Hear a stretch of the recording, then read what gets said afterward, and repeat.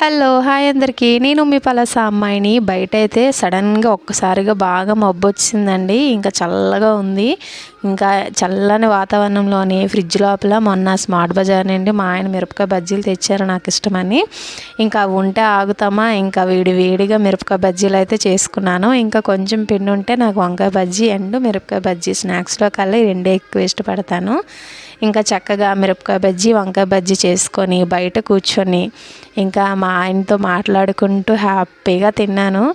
ఈరోజు మా ఆయనకైతే డ్యూటీ సెలవు కాబట్టి ఇంటి దగ్గరే ఉన్నారు. ఇంకా చక్కగా వేడి బజ్జీ తిన్నాక ఇంకా వేడి టీ తాగితే కడుపు మంట, గొంతు మంట వచ్చింది.